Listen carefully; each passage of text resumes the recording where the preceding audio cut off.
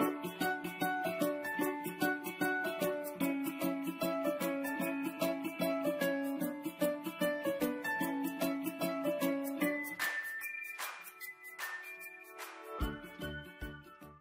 Morning students.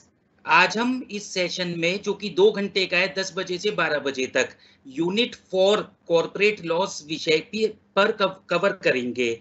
Unit 4 में जो topics हैं देखो, dividends, audit and winding up. तो dividends, audit and winding up ये बेसिकली 3 चैप्टर्स हुए जो कि इस यूनिट में कवर्ड हैं। इस यूनिट की weightage examination point of view से 10 मार्क्स की है अगर आपका 75 नंबर का पेपर आता है तो, और 100 का आता है तो वो अकॉर्डिंगली आप अपने आप स्केल अप कर लेंगे। तो यूनिट 4 में देखो क्या करना है, dividends, audit and winding up. तो इसमें कौन कौन से टॉपिक्स हैं जो आपको पढ़ने हैं सिलेबस के हिसाब से। Provisions relating to payment of dividend, तो एक मेन चैप्टर हो गया। डिविडेंड से रिलेटेड कौन से प्रोविजंस हैं वो यहाँ पढ़ने हैं। दूसरा जो चैप्टर है वो ऑडिट और ऑडिटर्स पर है। तो company audit, auditors qualification and disqualification, auditors appointment, rotation of auditors, auditors removal, auditors report and auditors powers. तो ये सब टॉपिक्स हुए देखो ऑडिट और ऑडिटर से रिलेटेड, जो कि इस यूनिट के सेकंड चैप्टर में आपको पढ़ने हैं। और इस यूनिट में जो थर्ड चैप्टर कवर होता है वो वाइंडिंग अप। वाइंडिंग अप मतलब कंपनी को बंद करना, खत्म करना। तो winding up, closing up you can say. तो वाइंडिंग अप में देखो क्या पढ़ना है, concept and modes of winding up, मतलब किस किस तरीके से हम कंपनी को बंद कर सकते हैं। Provisions of winding up under insolvency and bankruptcy code 2016। तो ये जो इंसॉल्वेंसी एंड बैंकरप्सी कोड है 2016, इसके हिसाब से कंपनी को किस तरीके से बंद किया जाएगा। तो ये हुआ कंटेंट जो इस यूनिट का सिलेबस के हिसाब से आपको पढ़ना है। और मैंने कल भी कहा था ना, बुक जो लेनी है वो लेटेस्ट ही लो, बस ज्यादा से ज्यादा 1 आध साल पुरानी हो तो चल जाएगा। अब देखो 2016 वाला प्रोविजन यहाँ कवर्ड है, provisions of winding up under insolvency and bankruptcy code 2016। तो ये तो हुआ सिलेबस में क्या कंटेंट है। अच्छा, कल कुछ स्टूडेंट्स ने क्वेश्चन पूछा था कि सर यूनिट 1 और 2 की भी वेटेज बता दो और कंटेंट बता दो। तो कंटेंट तो मैं कल शेयर करूंगा, यूनिट 1 और 2 का भी। वेटेज यहाँ आप याद रख सकते हैं कि यूनिट 1 भी 75 में से 20 नंबर की वेटेज रखती है, यूनिट 2 भी 75 में से 20 नंबर की वेटेज रखती है, और यूनिट 3 जो कल हमने डिस्कस की थी वो भी 75 में से 20 नंबर की वेटेज रखती है। तो 20, 20, 40 और 20, 60। इसका क्या मतलब हुआ, जब हम यूनिट 1, 2, 3 अगर कवर कर लेते हैं तो 60 मार्क्स आपके 75 में से कंप्लीट हो जाते हैं। यूनिट 4 10 मार्क्स की वेटेज रखती है, तो 60 और 10 हो गए 70, और आखिर में यूनिट 5 सिर्फ 5 नंबर की वेटेज रखती है, तो 70 और 5 हो गए 75। ठीक है, तो ये इस पूरे सब्जेक्ट में जो यूनिट वाइज वेटेज है देखो मैंने बता दिया आपको। फिर एक बार याद कर लो, यूनिट 1, 2, 3 तीनों 20-20 नंबर की वेटेज रखती हैं। यूनिट 4 10 नंबर की वेटेज रखती है, और यूनिट 5 5 नंबर की वेटेज रखती है। और क्या याद रखना है, मैंने कल भी बताया था आपको कि जो इसके पेपर्स आपके आएंगे उसमें 5-5 नंबर के क्वेश्चंस होते हैं, और टोटल 5 सवाल, और हर सवाल के 3-3 पार्ट्स। तो ये मैंने कल भी आपको शेयर किया था। तो अब देखो इसमें जो रेकमेंडेड बुक्स कौन सी पढ़नी है ये मैं बता चुका हूं आपको, कि इनमें से जो मेंशन्ड है या कोई भी एक बुक का लेटेस्ट एडिशन, या बस ज्यादा से ज्यादा 1-2 साल पुराना आप देख सकते हैं, या गूगल पर, नेट पर भी जो मटेरियल मिल जाता है, एसओएल का भी जो मटेरियल है वो सब भी आप यूज कर सकते हैं। और मैं भी जो पढ़ा रहा हूँ वो मटेरियल आपको जल्दी ही मिल जाएगा। अभी कुछ टेक्निकल इश्यूज हैं जिसके कारण हो सकता है ये मटेरियल आप तक अभी नहीं पहुंचा है, या रिकॉर्डेड वीडियो आप नहीं देख पा रहे हैं, बट कुछ समय में जरूर वो सब मटेरियल और वीडियोस आपको मिल जाएंगे। तो अब बुक्स में मैंने आपको बताया था, corporate laws by doctor Anil Kumar, Taxmann Publications Private Limited, New Delhi, या फिर corporate laws by doctor Reena Chadda, doctor Sumant Chadda, Scholar Tech Press, New Delhi. An easy approach to corporate laws by professor JP Sharma, Any Books Private Limited, New Delhi. Corporate laws by doctor Bhushan Kumar Goyal, Single Publications, New Delhi. तो कोई भी book जो आप ले चुके हैं या जब भी आप लेना चाहें तो ले भी सकते हैं। और अगर एक बुक कुछ बच्चे मुझसे कह रहे थे सर बताओ, तो ऑब्वियसली वो इन ऑर्डर ऑफ प्रायोरिटी ही मैंने मेंशन की हुई है। तो जो फर्स्ट नंबर पर लिखी हुई है बाय डॉक्टर अनिल कुमार, वो आप बुक ले सकते हैं। तो अब देखो इसका जो पहला चैप्टर है डिविडेंड प्रोविजंस, इस पर मैं आ जाता हूं। इस सेशन में मैं पूरी कोशिश करूंगा कि डिविडेंड वाला चैप्टर कंप्लीट हो जाए और ऑडिट वाला भी एटलीस्ट 80% कवर हो जाए। बाकी जो इस यूनिट से बचेगा वो आगे जब भी क्लासेस अगर रीशेड्यूल हुई तो उसके अंदर हम कवर करने की कोशिश करेंगे। तो अभी देखो डिविडेंड प्रोविजंस। तो जैसा आप सभी को पता है डिविडेंड होता क्या है, कंपनी के प्रॉफिट का वो प्रोपोर्शन जो शेयर होल्डर्स को क्या बोलते हैं, मेंबर्स ऑफ द कंपनी। तो जो कंपनी के मेंबर्स को डिस्ट्रीब्यूट किया जाता है। तो देखो dividend refers to that proportion of the profits of the company which is allocated to the members of the company by a formal declaration in the annual general meeting of the company। तो इस definition में तीन important चीज समझ आई। क्या है dividend बोलो, portion of the profits of the company. तो प्रॉफिट्स का एक पोर्शन है, allocated to the members of the company, members को दिया जाएगा, मेंबर्स मतलब share holders, by a formal declaration in the annual general meeting of the company. तो dividend देने के लिए एनुअल जनरल मीटिंग में एक फॉर्मल डिक्लेरेशन होना चाहिए, उसके बिना आप डिविडेंड नहीं दे सकते हैं। तो it is portion of the profit allocated to the members in a formal way in the annual general meeting of the company। In other words, it refers to the return on the shares held by a member। तो अगर आप share holder हैं जो या कि मतलब member है company के, तो शेयर पर आपको जो मिलता है पीरियोडिकली वो आपका डिविडेंड होता है। तो शेयर पर जो रिटर्न मिला, जैसे बैंक में हम एफडी रखते हैं तो इंटरेस्ट मिलता है, शेयर्स पर जो शेयर होल्डर को रिटर्न मिलता है वो रिटर्न क्या कहलाता है, डिविडेंड। अब देखो according to section 2 subsection 35 dividend includes interim dividend also. Dividend में इंटरिम डिविडेंड भी शामिल होता है। अब ये इंटरिम डिविडेंड क्या है, जो दो फाइनेंशियल ईयर के बीच में, दो एनुअल जनरल मीटिंग के बीच में दिया जाता है। और फाइनल डिविडेंड क्या है, जो साल में एक बार ही दिया जाता है। तो देखो ये क्लियरली मैंने मेंशन किया है आगे, interim dividend is the dividend declared by board of directors between two annual general meetings of the company. तो कई कुछ कंपनीज क्वार्टरली इंटरिम डिविडेंड देती हैं, हर बार जब अपना क्वार्टरली रिजल्ट देंगी तो उसके साथ इंटरिम डिविडेंड डिक्लेयर करती हैं। कुछ कंपनीज हाफ ईयरली देती हैं और कुछ कंपनी नहीं देती हैं। तो इंटरिम डिविडेंड टोटली कंपनी की डिस्क्रिशन पर है, बोर्ड ऑफ डायरेक्टर्स की डिस्क्रिशन पर है।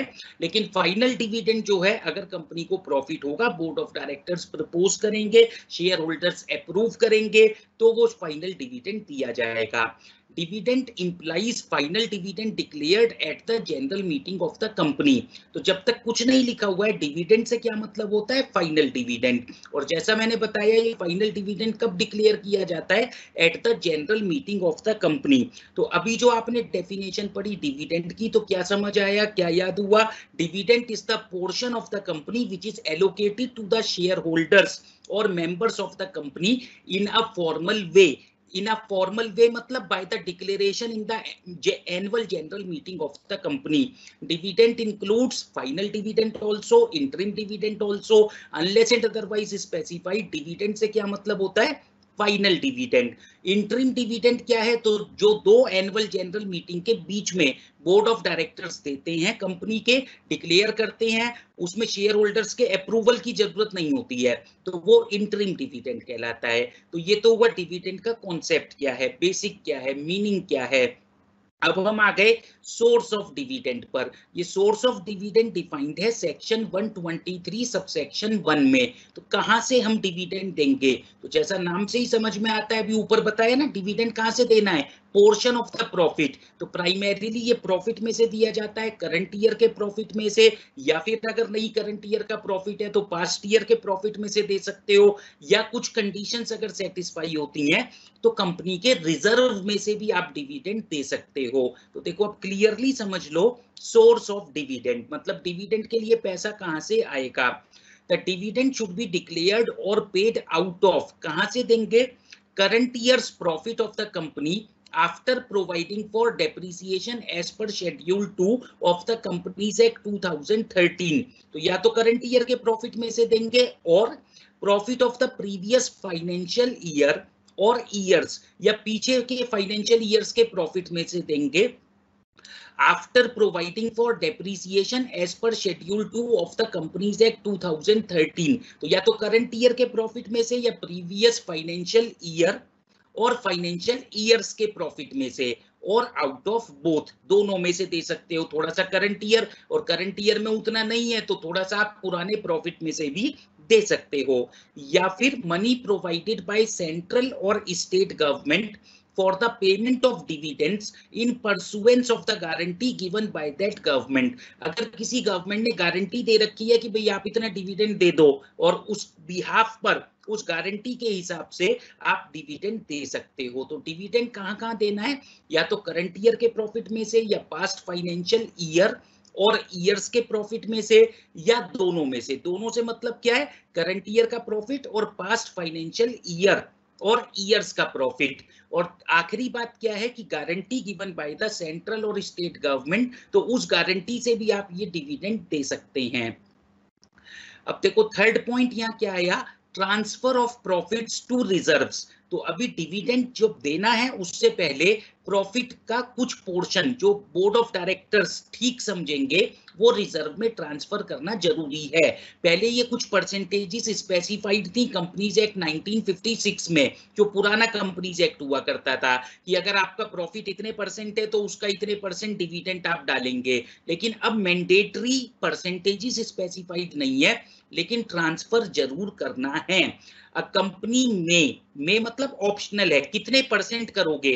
अ कंपनी में before the declaration of any dividend in any financial year, तो किसी भी फाइनेंशियल ईयर में डिविडेंड डिक्लेयर करने से पहले transfer such percentage of its profits for that financial year as it may consider appropriate to the reserves of the company। तो current year में, current financial year में डिविडेंड देने से पहले प्रॉफिट का जो परसेंटेज कंपनी सही समझे, ऑब्वियसली कंपनी से क्या मतलब है, या बोर्ड ऑफ डायरेक्टर सही समझें, वो पहले कहां पर ट्रांसफर किया जाएगा, रिजर्व्स में ट्रांसफर किया जाएगा। अब देखो नेक्स्ट क्या है, heading declaration of dividend out of reserves. Reserve में से डिविडेंड, मैंने बोला था ना, करंट ईयर के प्रॉफिट में से या पास्ट फाइनेंशियल ईयर और ईयर्स के प्रॉफिट में से या दोनों में से या गवर्नमेंट की गारंटी से। और अगर वहां से भी नहीं होता तो आप डिविडेंड अगर जरूरत है, चाहते हो तो क्या कर सकते हो, रिजर्व में से भी दे सकते हो, लेकिन कुछ कंडीशंस हैं उसके लिए। देखो, no dividend shall be declared और paid by a company from its reserves other than free reserves. तो जो फ्री रिजर्व्स हैं आपके, उसमें से डिविडेंड दोगे।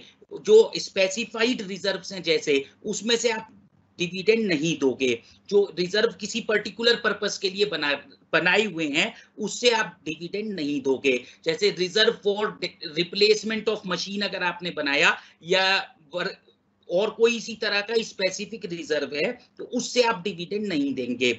As per the companies payment and declaration of dividend rules 2014, in the event of inadequacy or absence of profits in any year, अगर current year में profit कम है या है ही नहीं, अ कंपनी में declare dividend out of free reserves, तो उस case में कंपनी चाहे तो अपने फ्री रिजर्व में से डिविडेंड दे सकती है, subject to the fulfilment of the following conditions. लेकिन उसके लिए कौन सी कंडीशंस पूरी होनी जरूरी है, देखो, the rate of dividend declared shall not exceed the average of the rates at which dividend was declared by it in the 3 years immediately preceding that year। तो क्या मतलब हुआ, जो डिविडेंड कंपनी देगी किस रेट से देगी, वो उससे नहीं ज्यादा हो सकता, मतलब उतने रेट या उससे कम होगा।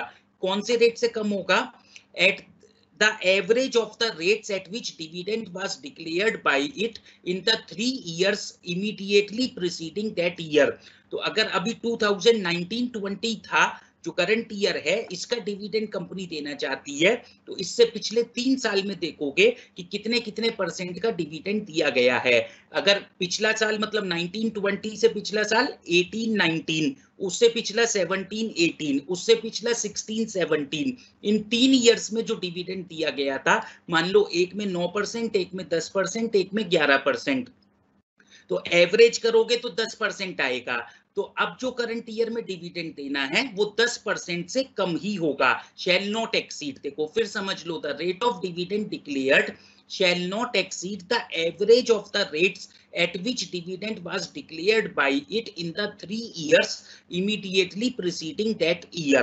अब दूसरी कंडीशन क्या है इसी में, लेकिन एक चीज ये समझनी है, this would not apply to a company which has not declared any dividend in each of the 3 preceding financial year।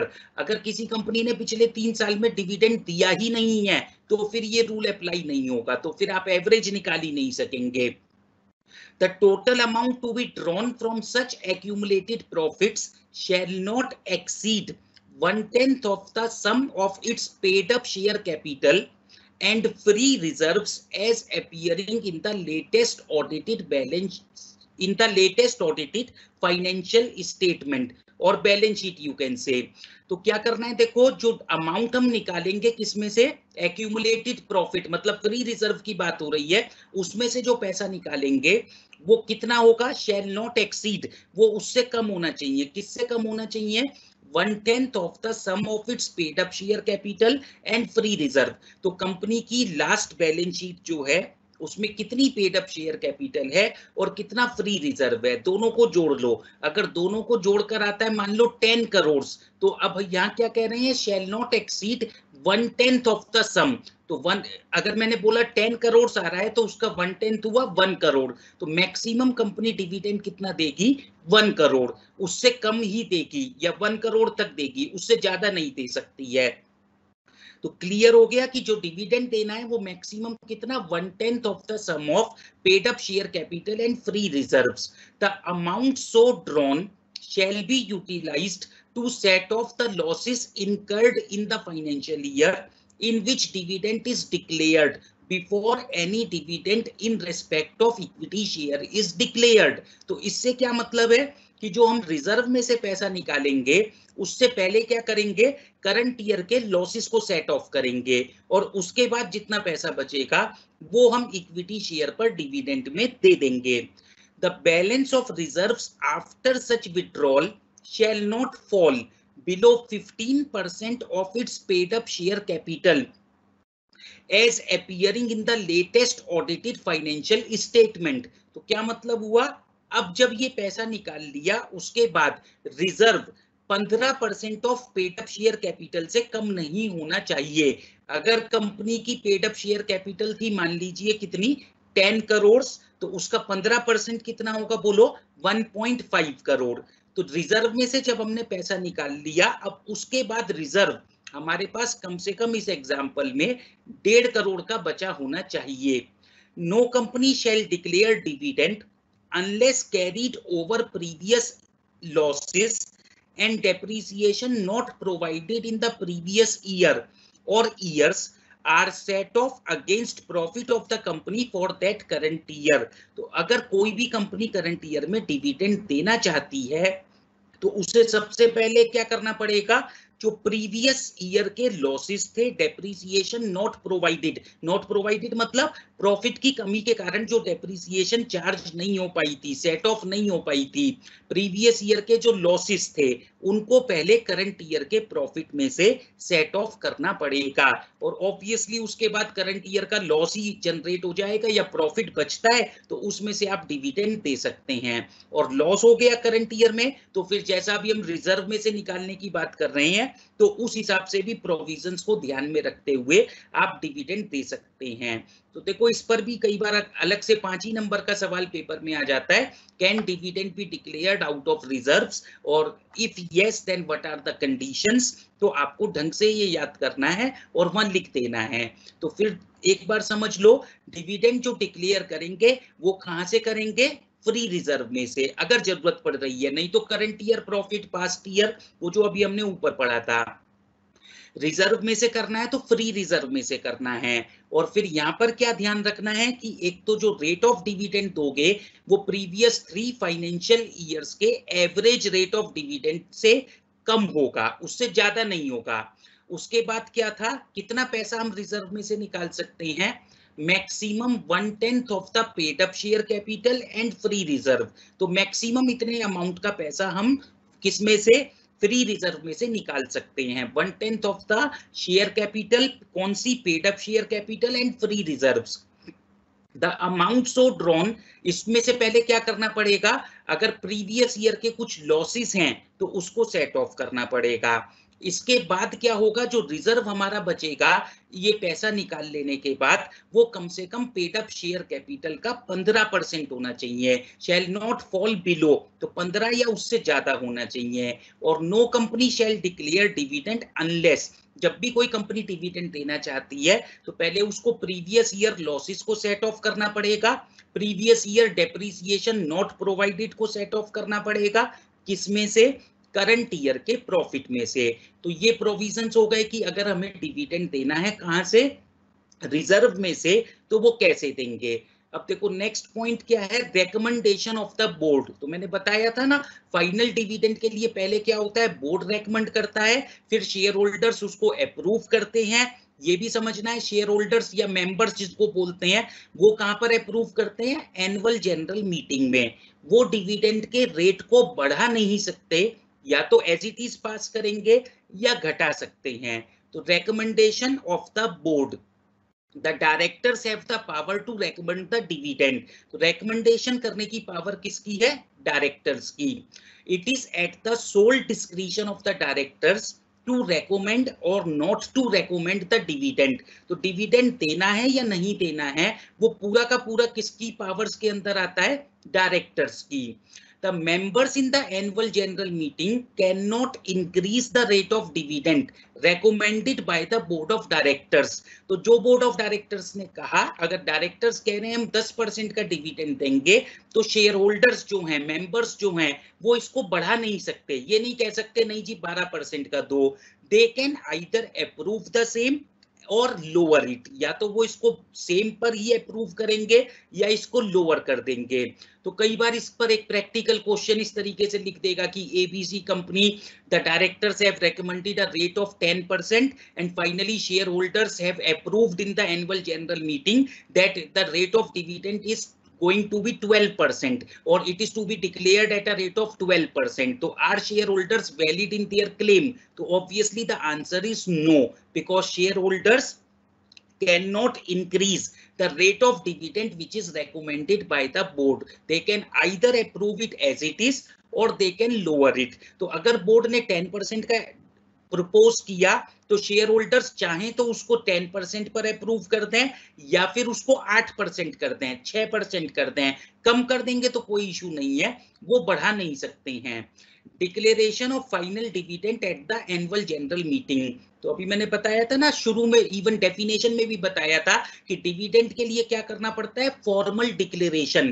कहां पर करनी पड़ती है, एनुअल जनरल मीटिंग में। The dividend is usually declared at the annual general meeting.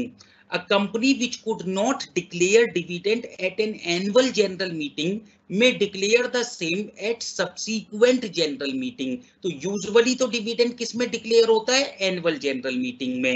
लेकिन अगर AGM में वो कंपनी नहीं declare कर पाई तो subsequent general meeting में भी डिविडेंड डिक्लेयर हो सकता है। सब्सिक्वेंट से मतलब है एजीएम के बाद जो नेक्स्ट मीटिंग आप करेंगे, जनरल मीटिंग करेंगे, उसमें भी डिविडेंड डिक्लेयर हो सकता है। Where a company has declared a dividend at the annual general meeting, it cannot declare the final dividend again at an extraordinary general meeting. तो एजीएम में एक बार डिविडेंड डिक्लेयर कर दिया तो उस साल का काम हो गया खत्म, उस साल आप दोबारा फाइनल डिविडेंड डिक्लेयर नहीं कर सकते। मैंने बोला था ना ऊपर, इंटरिम डिविडेंड हम डिक्लेयर कर सकते हैं यूजुअली एक साल में। जो अच्छी कंपनी है जिनकी फाइनेंशियल पोजीशन अच्छी है वो इंटरिम डिविडेंड इवन 4 बार भी डिक्लेयर करते हैं, हर बार क्वार्टरली रिजल्ट के साथ इंटरिम डिविडेंड डिक्लेयर कर देते हैं। लेकिन फाइनल डिविडेंड कब डिक्लेयर किया दिया जाएगा सिर्फ एजीएम के समय, एनुअल जनरल मीटिंग के समय या फिर किसी सब्सिक्वेंट जनरल मीटिंग में। और एक बार जब 1 साल के लिए डिक्लेयर हो गया तो उसके बाद उस साल के लिए ये डिविडेंड दोबारा डिक्लेयर नहीं होगा। Thus, final dividend cannot be paid twice in the same year. तो इंटरिम डिविडेंड तो 1 साल में 1 से ज्यादा बार आप दे सकते हो, लेकिन फाइनल डिविडेंड 1 साल के लिए मैक्स एक ही बार दिया जाएगा या नहीं दिया जाएगा। 1 साल में 1 बार से ज्यादा नहीं दिया जाएगा। अब जब डिविडेंड आपने डिक्लेयर किया उसके बाद वो शेयर होल्डर्स तक, मेंबर्स तक पहुंचेगा कैसे, उससे रिलेटेड देखो कुछ प्रोविजंस हैं। Depositing the amount of dividend declared into a separate bank account. तो जब कंपनी जब डिविडेंड डिक्लेयर कर देगी उसके बाद एक सेपरेट डिविडेंड अकाउंट बना देगी एक सेपरेट बैंक में। The dividend declared must be deposited in a separate bank account within 5 days of its declaration. क्योंकि ये पैसा अब कंपनी की लाइबिलिटी बन गया, कंपनी को देना पड़ेगा, तो एक सेपरेट बैंक अकाउंट खोल लेगी इस नाम पर और 5 दिन के अंदर अंदर जितना डिविडेंड का पैसा है उस बैंक अकाउंट में डाल दिया जाएगा। And the same shall be used for payment of dividend. अब वो पैसा सिर्फ डिविडेंड की पेमेंट के लिए ही यूज होगा। तो क्या समझ आया, डिविडेंड डिक्लेयर होने के बाद एक सेपरेट बैंक अकाउंट बनाया जाएगा, उसमें डिविडेंड का पैसा डाल दिया जाएगा और वो पैसा सिर्फ डिविडेंड की पेमेंट के लिए ही यूज होगा।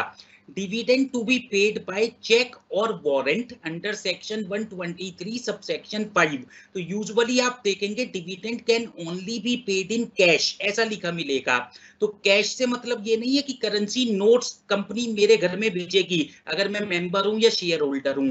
कैश से ये मतलब है कि वो कैश की फॉर्म में चेक और वारंट के थ्रू मेरे पास डिविडेंड भेजेगी। और बेसिकली कैश मतलब cash in hand, cash at bank जैसे हम बोलते हैं, तो उस फॉर्म में हमको डिविडेंड मिलेगा।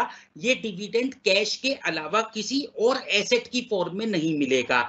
तो ये आपको समझना है। जैसे मतलब आप कोई बिल्डिंग नहीं दे देंगे मुझे डिविडेंड की फॉर्म में, कोई और एसेट नहीं दे देंगे डिविडेंड की फॉर्म में। तो dividend shall be paid only in cash, तो कैश की फॉर्म में मिलेगा।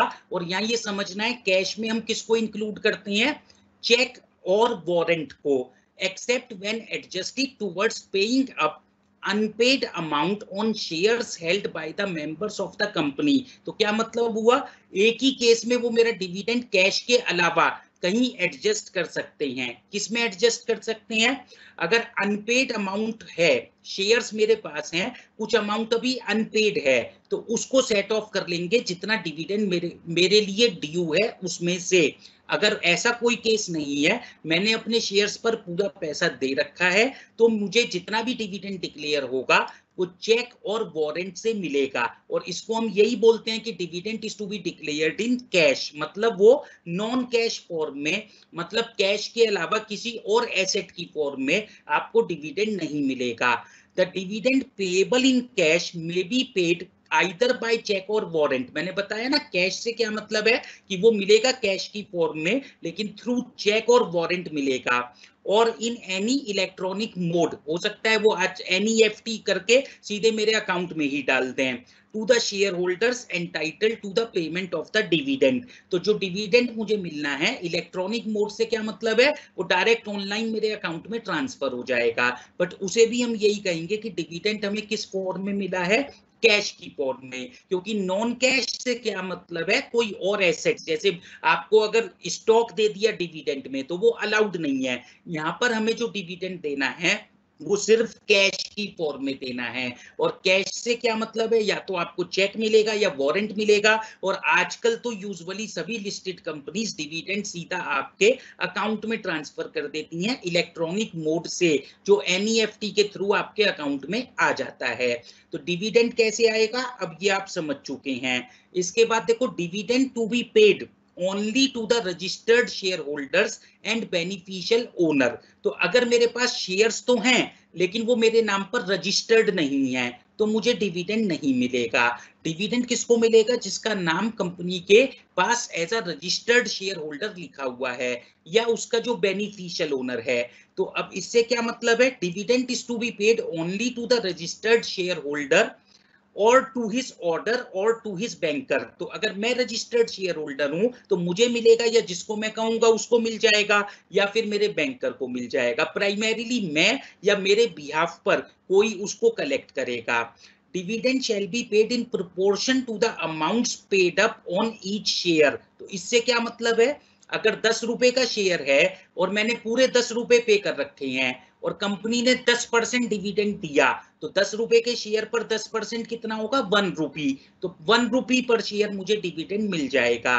और अगर इसी एग्जांपल में शेयर 10 रुपए का है लेकिन पेड अप वैल्यू अभी 6 है, मैंने 6 ही रुपए दे रखे हैं और कंपनी ने 10% का डिविडेंड दिया, तो वो 10 का 10% नहीं लगेगा।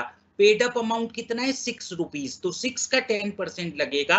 उस केस में 60 पैसा पर शेयर मुझे डिविडेंड मिलेगा। तो अब ये सेंटेंस अच्छे से आप समझ गए होंगे। Dividend shall be paid in proportion to the amounts paid up on each share. तो डिविडेंड मुझे जो मिलेगा किस प्रोपोर्शन में मिलेगा, जिस प्रोपोर्शन में मैंने शेयर्स पर मतलब पेड अप अमाउंट दे रखा है, शेयर्स का जो पेड अप अमाउंट है उसके प्रोपोर्शन में डिविडेंड मिलेगा। अब देखो नेक्स्ट पॉइंट यहाँ क्या है, time framework for the payment of dividend. कितने समय में डिविडेंड दिया जाएगा, मतलब कंपनी ने डिक्लेयर किया उससे लेके मेरे अकाउंट में पहुंचने तक कितना समय लग सकता है।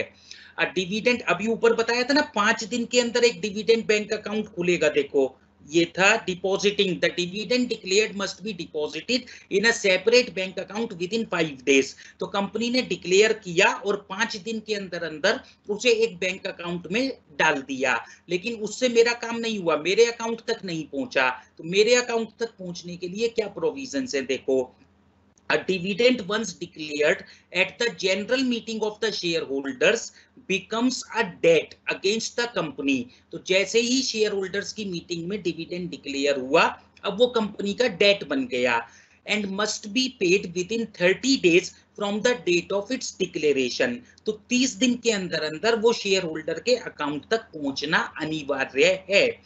As per section 127, where a dividend has been declared by a company but not paid, or the warrant in respect thereof has not been posted within 30 days from the date of the declaration to any shareholder entitled to the payment of dividend। तो अगर 30 दिन के अंदर नहीं company ये काम कर रही है तो होगा क्या, every director of the company who is knowingly a party to the default shall be punishable with imprisonment for a term which may extend to 2 years।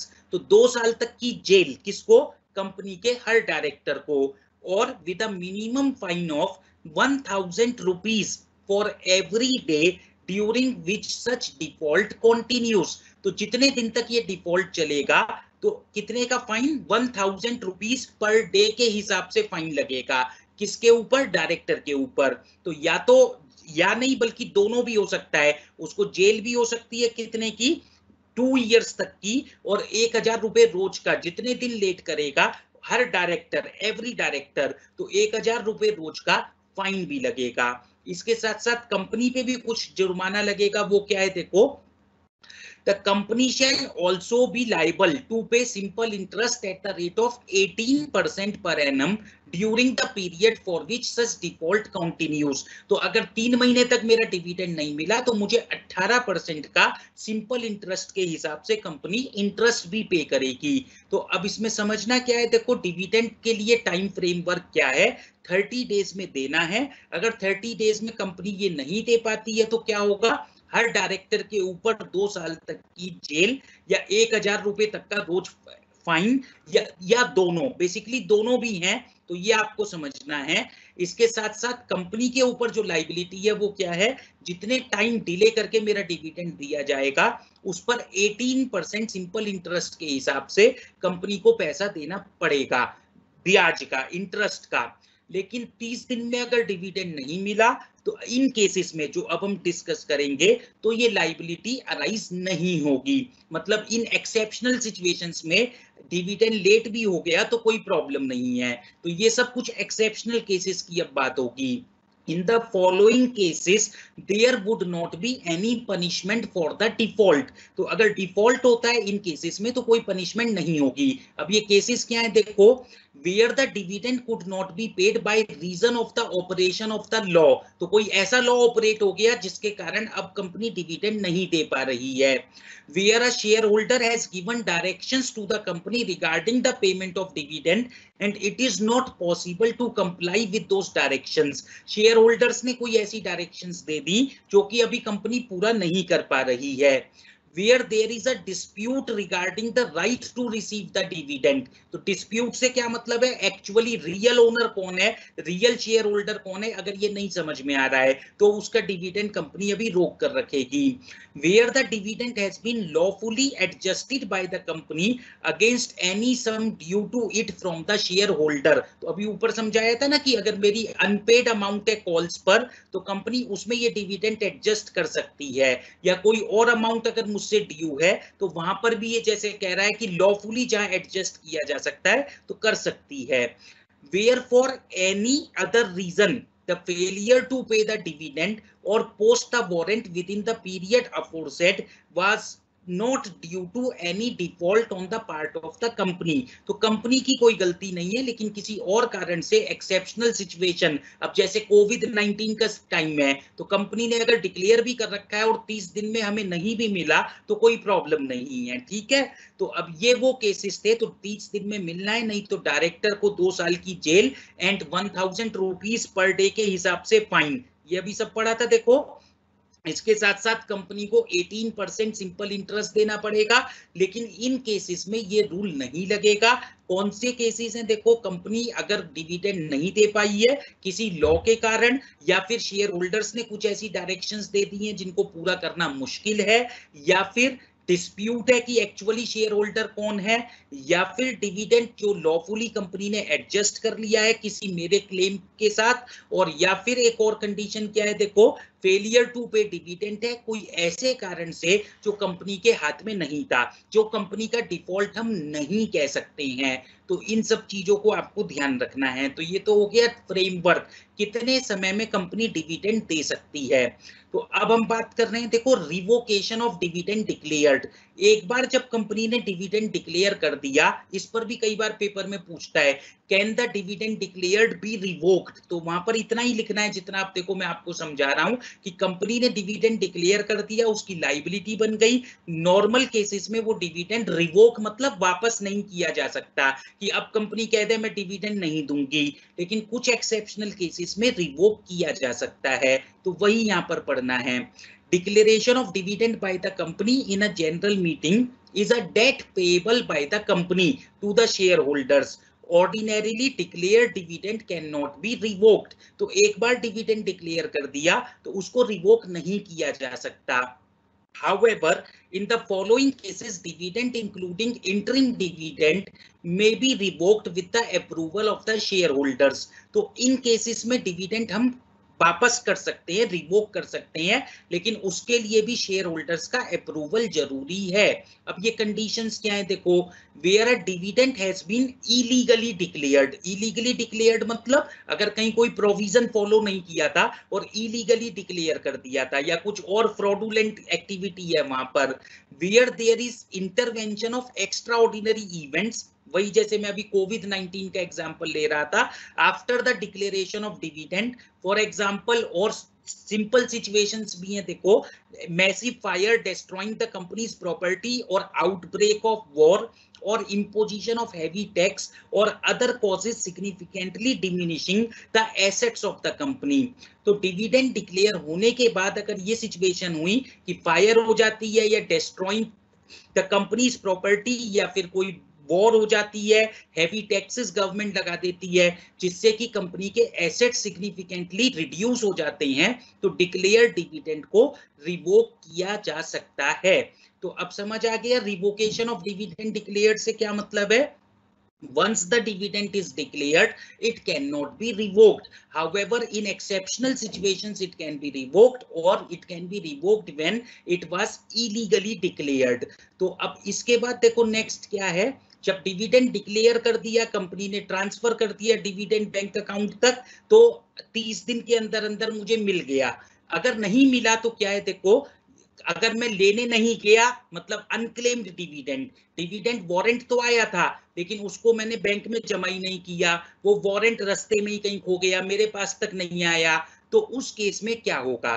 Transfer of unpaired और अनक्लेम्ड डिविडेंड, सेक्शन 124 इसको govern करता है। इस पर भी paper में सवाल कई बार आया है कि अनपेड और अनक्लेम्ड डिविडेंड के क्या प्रोविजंस हैं। तो अनपेड मतलब वो डिविडेंड जो कंपनी अभी दे नहीं पाई है, और अनक्लेम्ड मतलब डिविडेंड कंपनी ने तो दे दिया लेकिन उसको अभी लिया नहीं, किसने? शेयर होल्डर ने।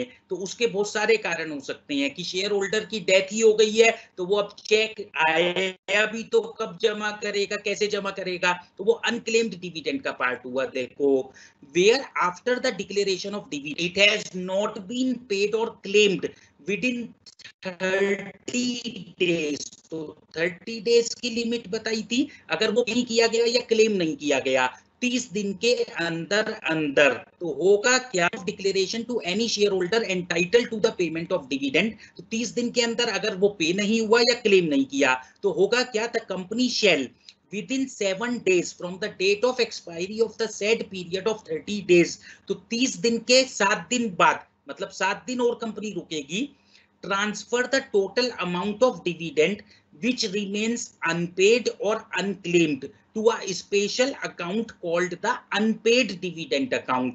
तो अब जो डिविडेंड, सेपरेट डिविडेंड के लिए जो बैंक अकाउंट खोला था उसमें से 7 दिन के बाद जो पैसा अगर पे नहीं हुआ है या क्लेम नहीं हुआ है उसको अनपेड डिविडेंड अकाउंट में ट्रांसफर कर देगी।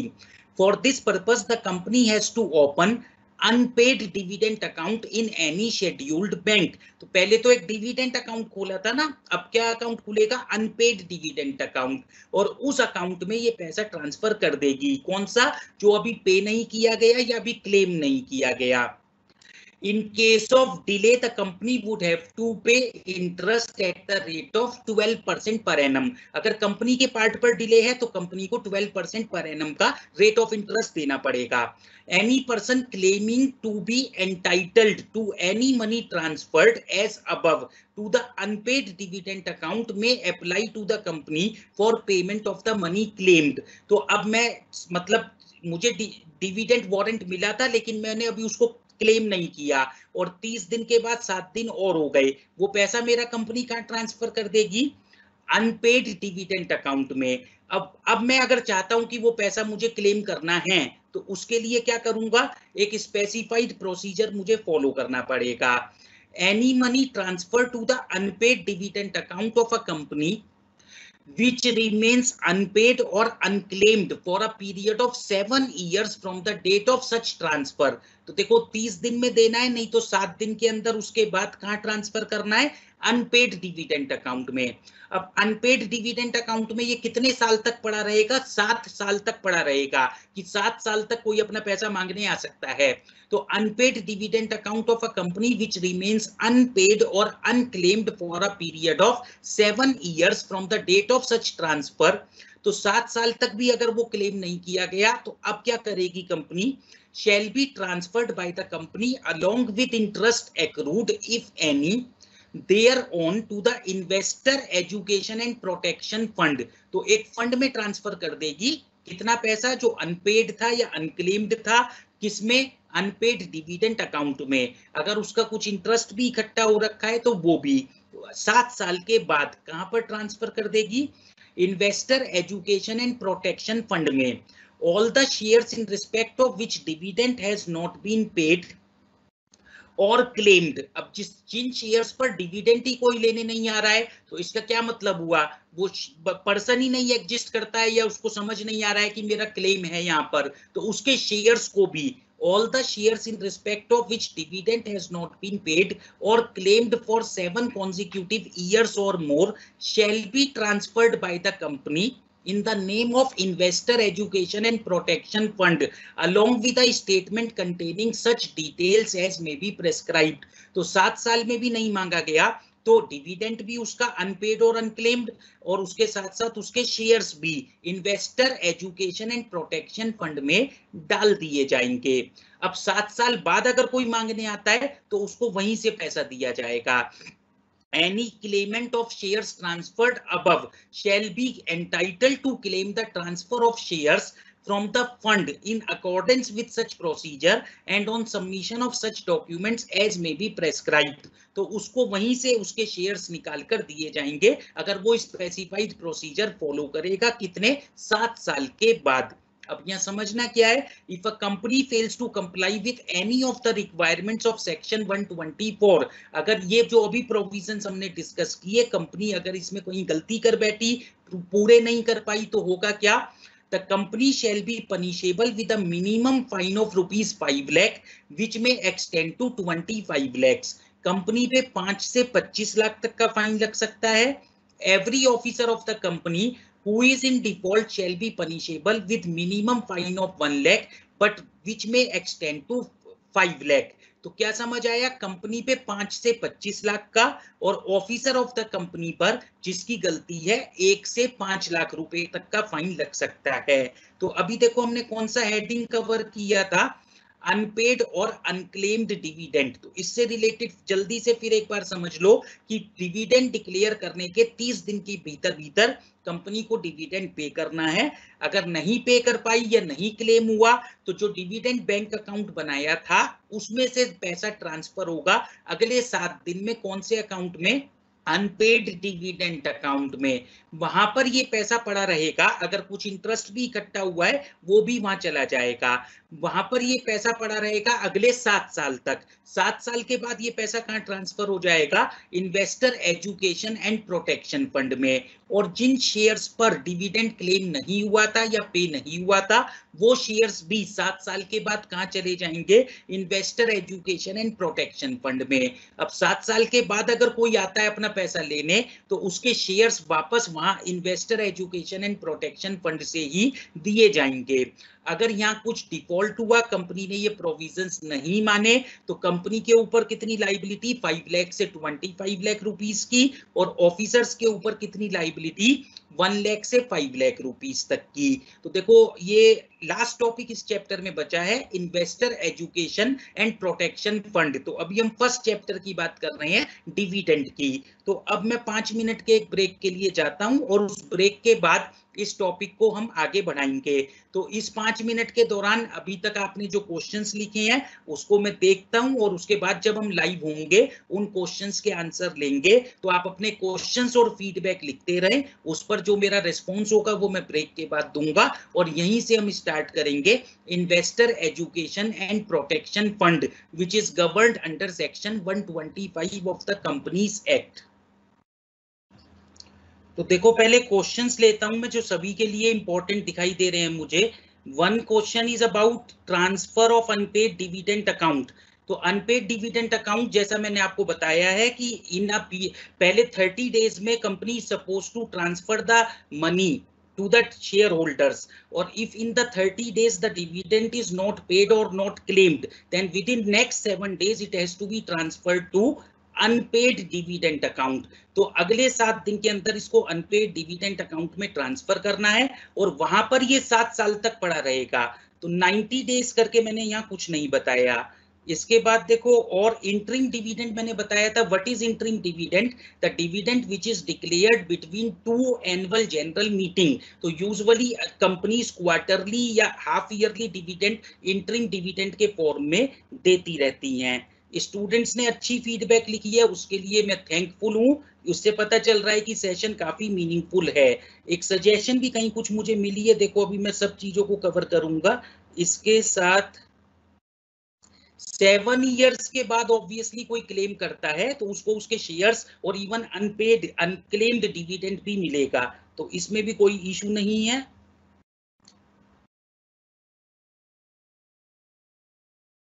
And sometimes see I use both Hindi and English. Why? Because many students give these answers to these questions in the exam in Hindi also. So I have been told that I should use the method of instructions in a way so that all the students are able to understand. That's why sometimes in order to explain things better, to be more understandable to all the students or majority of the students, both the languages are being used. Unit 1, 2, I have not covered and I was not supposed to cover. I started this law class yesterday only, and in yesterday I discussed about unit 3, and today I am talking about unit 4. On the special request of some students, I today only taught about the weightage of unit 1, 2, and I was not discussing the unit 1, 2 here. This way I have covered almost all the questions which have been asked till now. So now I'm again going to take the session further. So I stopped at the point when I was talking about Investor Education and Protection Fund. So what is this fund? It has been discussed in section 125. As we have already discussed, in this fund, two important things are to be transferred. Unpaid dividend, तो जो unpaid dividend है 7 साल तक नहीं दिया गया, या उसके जो शेयर्स हैं वो इस अकाउंट में चला जाएगा। Investor education and protection fund में the central government has established a fund called the investor education and protection fund under section 125। The following amounts are credited to the fund. So what are the amounts to be credited to this fund? They are explained below. The amount given by the central government by way of grants after due appropriation made by the parliament by law in this behalf for being utilized for the purposes of the fund. So central government might have given some grants and that grant has to be transferred to this particular fund. तो central government ने जो grant दी है उसको इस purpose के लिए use करने के लिए, तो उसे इस फंड में हम ट्रांसफर करेंगे। इसके अलावा और क्या ट्रांसफर करेंगे? डोनेशंस, हमसे मतलब है कंपनी, यहाँ पर donations given to the fund by the central government, state government, companies और any other institutions for the purposes of this fund. तो some donations if they are given for the purpose of this fund, they are also supposed to be transferred to this particular fund. Then after this, the amount in the unpaid dividend, which we have already discussed, the amount in the unpaid dividend account of the companies transferred to the fund under subsection 5 of the section 124. So as we have already discussed, in unpaid dividend account, if the amount remains for 7 years, that is to be transferred to this investor education and awareness fund. Then next is basically the amount in the general revenue account of the central government which had been transferred to the account immediately before the commencement of the Companies Act 1999. तो government के जो general revenue में account balance था companies amendment act 1999 से पहले, and remaining unpaid और unclaimed on the commencement of this act. This act means companies act 2013. तो companies act 2013 जब कमेंस हुआ उससे पहले जो गवर्नमेंट रेवेन्यू अकाउंट में पैसा था, कौन सा? जो कंपनीज अमेंडमेंट एक्ट 1999 से पहले था, which had been transferred. देखो ये पॉइंट अच्छे से फिर एक बार समझ लो, थोड़ा सा टेक्निकल पॉइंट है। हम डिस्कस कर रहे हैं what are the funds to be transferred to investor education and protection fund. या तो गवर्नमेंट ने जो ग्रांट्स दे रखी हैं या जो डोनेशन दे रखी हैं सेंट्रल गवर्नमेंट ने, और the amount which is there in unpaid dividend account or the amount in general revenue account of the central government which had been transferred to that account immediately before the commencement of the Companies Amendment Act 1999. तो Companies Amendment Act 1999 से पहले जो transfer किया गया था, कहां पर? Central government के जनरल रेवेन्यू अकाउंट में, और जो अभी तक पड़ा हुआ है रिमेनिंग अनपेड और unclaimed on the commencement of this act, इस एक्ट की कमेंसमेंट तक जो पैसा अभी भी वहां पड़ा हुआ है, the amount lying in the investor education and protection fund under section 205C of the Companies Act, or the amount which is there in investor education and protection fund as per this section of Companies Act 1956, the interest or other income received out of investments made from the fund. तो इस fund से if some investments are made, then the interest received on those investments, that is also to be credited to this particular fund.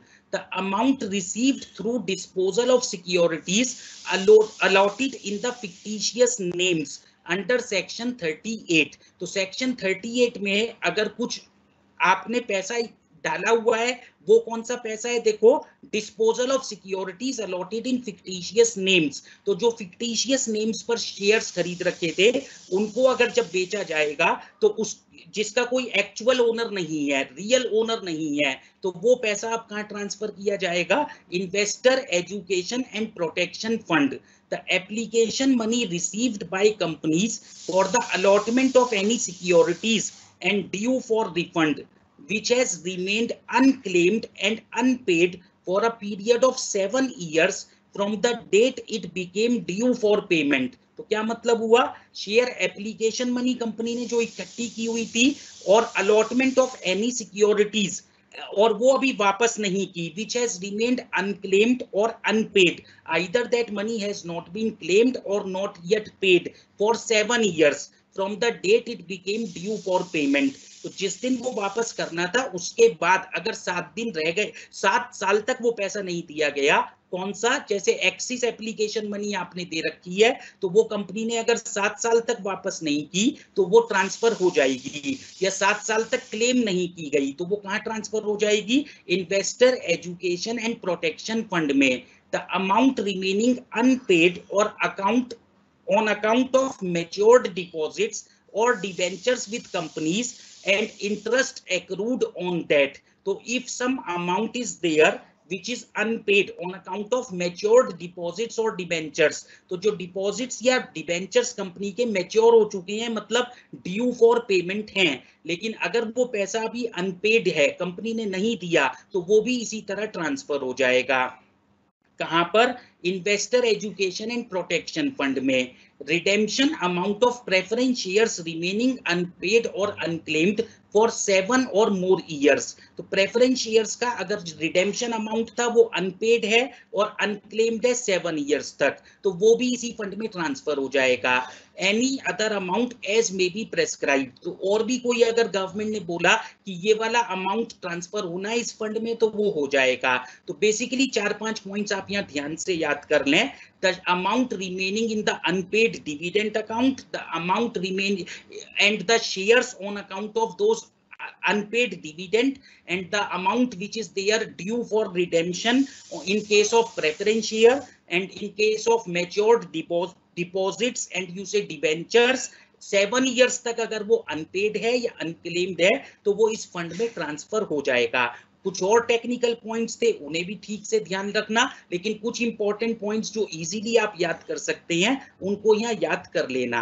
The fund can be utilised for promotion of investor education, awareness and protection of interest of investors. तो this fund is to be utilised basically for investor education, investor awareness, investor protection, and for that some rules have been mentioned and how this fund is to be utilized. So the purposes where it can be utilized, those purposes are specified under section 125 subsection 3. What are those purposes?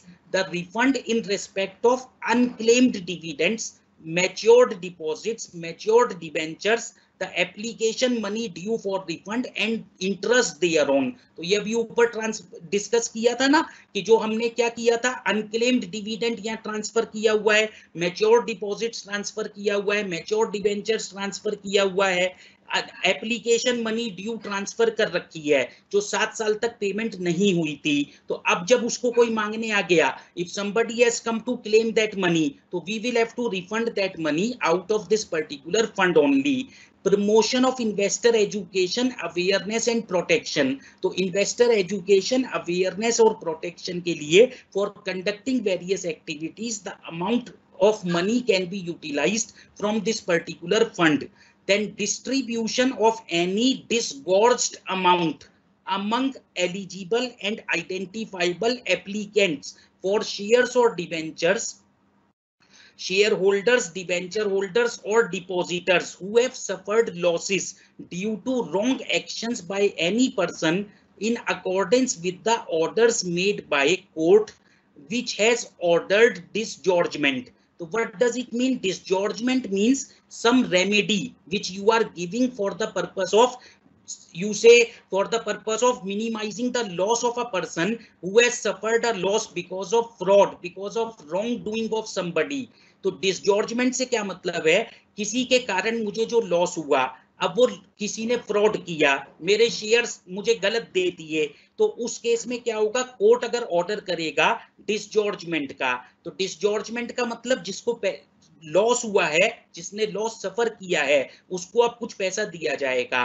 तो वो पैसा investor का जो सफर हुआ वो कौन देगा, obviously investor education and protection fund से दे दिया जाएगा।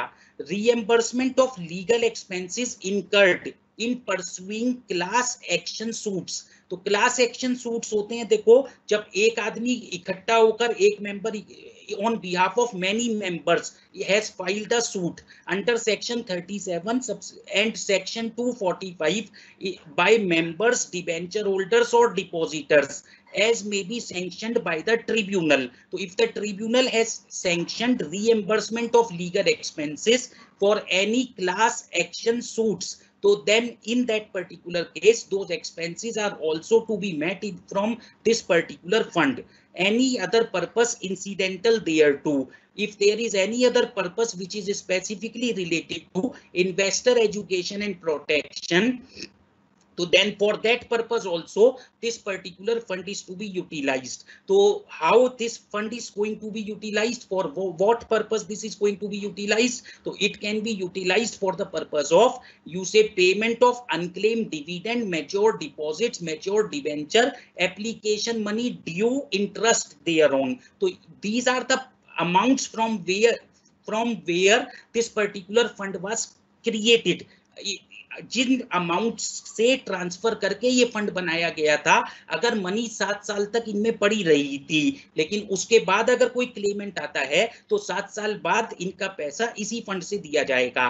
For promotion of investor education awareness, disgorgement order और and legal expenses reimbursement or any other expenditure which is incidental thereto. So for all these purposes this particular fund is going to be utilized. So this way we have covered chapter 1 of this particular unit, that was about dividend. Now I will be discussing the second chapter of this unit, that is company audit. So what is audit basically? For that purpose, first of all we talk about who is auditor, or you can say what is audit. It is an independent examination of the books of accounts of the company, and the person who does this audit, the person who examines the books of accounts, is known as auditor. So what is auditor? Who is auditor? An individual trained to review and verify accounting data.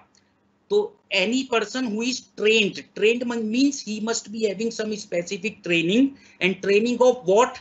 To review and verify accounting data, recognized as a chartered accountant under Chartered Accountant Act 1949, is deemed to be an auditor. So basically a person, in order to be an auditor, he must be having training, he must be a chartered accountant. A non-chartered accountant cannot be appointed as an auditor. Now we come to purpose of company auditor, or why the company auditor is appointed. So as I have pointed out, company auditor is basically appointed for the purpose of examining the books of accounts, for the purpose of protection of the interest of the shareholders or all the stakeholders of the company. The purpose of the auditors in the company is to protect the interest of the shareholders.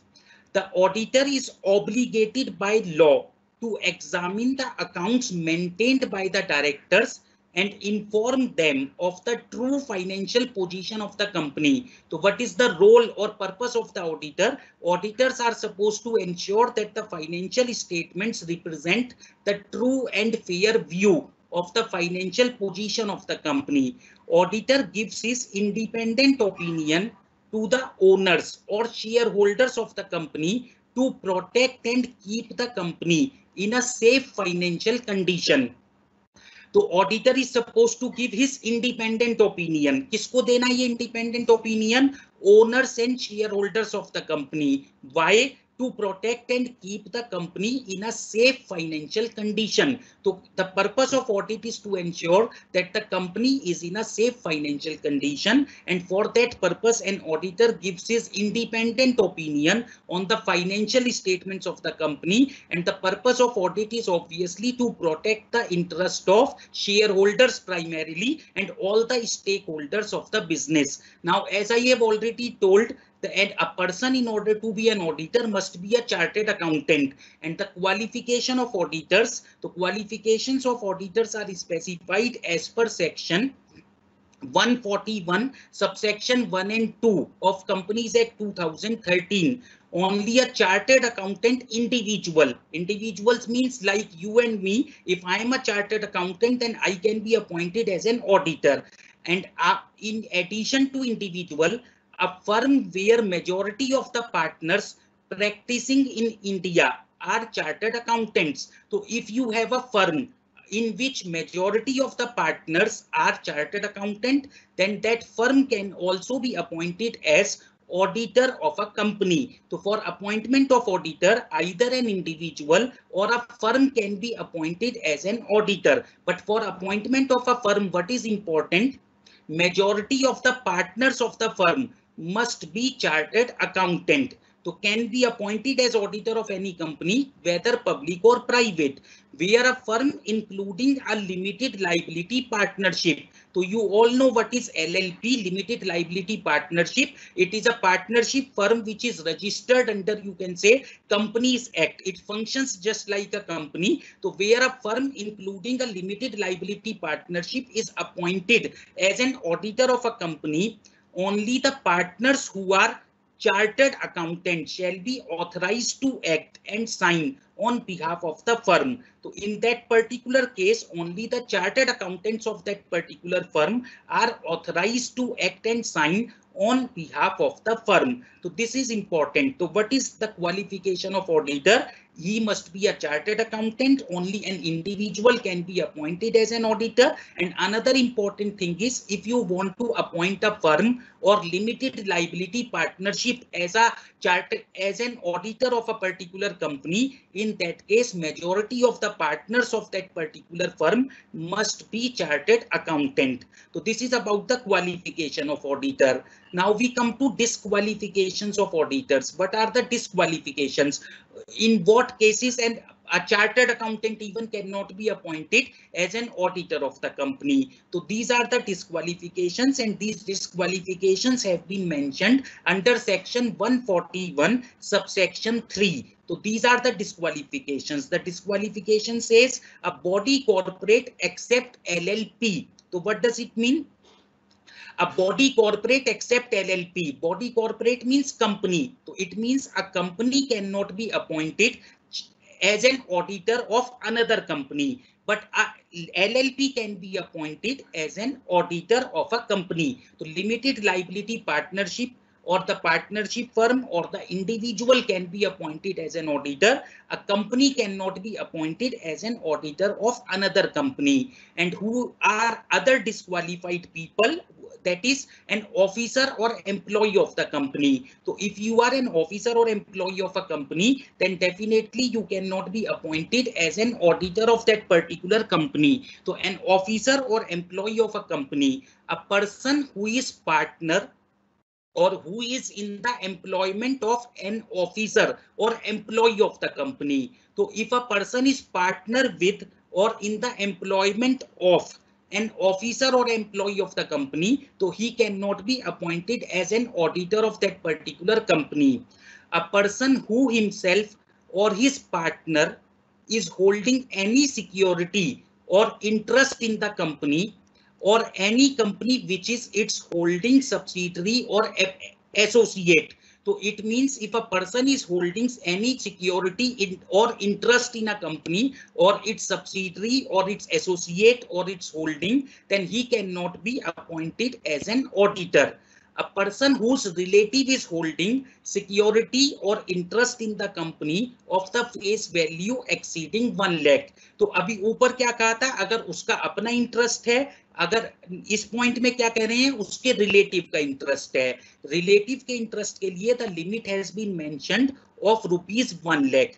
A person who or whose relative or partner is indebted to the company or its subsidiary or its holding or associate company or a subsidiary of such holding company in excess of rupees 5 lakh.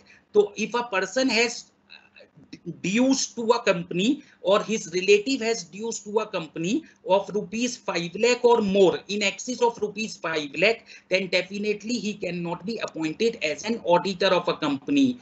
A person who or whose relative or partner has given a guarantee or provided any security in connection with the indebtedness of any third person to the company or its subsidiary for the value in excess of rupees 1 lakh. So either the money is due from that person or his relative, or that person or his relative has given a guarantee. अगर उसने या उसके relative ने कोई guarantee दे रखी है किसी तीसरे पर्सन के बिहाफ पर, on behalf of a third person, कि अगर कंपनी को वो थर्ड पर्सन पैसा नहीं दे पाएगा तो हम देंगे, और वो गारंटी कितने की दे रखी है, in excess of rupees 1 lakh. तो in that particular case also he cannot be appointed as an auditor of a company. A person whose relative is a director or is in employment of the company as a director or key managerial personnel. So a person whose relative is a director, so he cannot be appointed as an auditor of the company. Or a person whose relative is a key managerial person or director in a company, then definitely he cannot be appointed as an auditor of the company. A person who is in the full-time employment elsewhere, तो if अगर कोई person है जो कहीं दूसरी जगह पर full time employment में है तो उसको किसी कंपनी का ऑडिटर नहीं बनाया जा सकता. और a person or partner of a firm holding appointment as its auditor, if such persons or partner is at the date of such appointment or reappointment holding appointment as auditor of more than 20 companies. तो इसका क्या मतलब हुआ, अगर वो दूसरी company में कहीं फुल टाइम एम्प्लॉयमेंट में है तो भी ऑडिटर नहीं बन सकता, या 20 कंपनी से ज्यादा का ऑडिटर है तो भी फिर आगे ऑडिटर नहीं बन सकता. A person who has been convicted by a court of an offense involving fraud and a period of 10 years has not elapsed from the date of such conviction. तो अगर 10 साल का पीरियड अभी खत्म नहीं हुआ है जब उसको कन्विक्टेड डिक्लेयर किया गया था कोर्ट के द्वारा, तो उस केस में भी उसको ऑडिटर नहीं बनाया जा सकता. तो उसने कोई फ्रॉड किया, कोर्ट ने उसे कन्विक्ट डिक्लेयर किया और उसके बाद अभी कितने 10 साल नहीं बीते हैं, तो he can not be appointed as an auditor. Any person whose subsidiary or associate company or any other form of entity is engaged as on that date of appointment in consulting and specialized services as provided in section 144. तो अगर कोई person या उसकी subsidiary या associate company अगर किस business में लगी हुई है, कंसल्टेंसी एंड स्पेशलाइज्ड सर्विसेज में, तो उसको भी ऑडिटर नहीं अपॉइंट किया जा सकता. तो देखो ब्रीफली इन पॉइंट्स को एक बार दोबारा देख लो. किसको ऑडिटर नहीं बनाएंगे, एक कंपनी को दूसरी कंपनी का ऑडिटर नहीं बनाएंगे, एक कंपनी का जो ऑफिसर है या एम्प्लॉय है उसको कंपनी का ऑडिटर नहीं बनाएंगे, एक पर्सन जो एम्प्लॉयमेंट में है किसी कंपनी के ऑफिसर या एम्प्लॉय की, तो उसको भी एक कंपनी का ऑडिटर नहीं बनाएंगे. अगर उसका किसी पर्सन का कंपनी में खुद इंटरेस्ट है, सिक्योरिटी खरीद रखी है, तो उसको उस कंपनी का ऑडिटर नहीं बनाएंगे. अगर उसके रिलेटिव का कोई सिक्योरिटी या इंटरेस्ट है 1 लाख रुपीज से ज्यादा, तो he is also disqualified to become an auditor. A person whose relative or partner is indebted to the company for a sum exceeding rupees 5 lakh, then again he cannot be appointed as an auditor of a company. A person whose relative has given a guarantee for a third person to pay a debt up in excess of rupees 1 lakh to the company, so he cannot be appointed as an auditor of the company. A person whose relative is a director or key managerial personnel in a company cannot be appointed as an auditor of a company. A person who is in full-time employment elsewhere or who is auditor of more than 20 companies cannot be appointed as an auditor of a company. A person who has been convicted for an offense by a court and a period of 10 years has not elapsed, then definitely he cannot be appointed as an auditor of a company. A person or whose company is basically engaged in consultancy and specialized services, so he cannot be appointed as an auditor of the company. So this way we have discussed the various disqualifications for company auditor. Now, where a person appointed as an auditor of a company incurs any of the disqualification mentioned in section 141 subsection 3 of the Companies Act, मतलब अभी जो हमने डिस्क्वालिफिकेशंस की बात की थी, अगर वो डिस्क्वालिफिकेशंस हो गई तो क्या होगा? He shall vacate his office as an auditor, so he is now no more auditor, he will have to vacate his office, and such vacancy shall be deemed to be casual vacancy in the office of auditor as per section 141 subsection 4, and in due to this disqualification he will have to vacate his office and his vacancy will be treated as casual vacancy. So now again I am going to take a break of 5 minutes, and after 5 minutes I will be discussing the next topic here, that is appointment of auditors.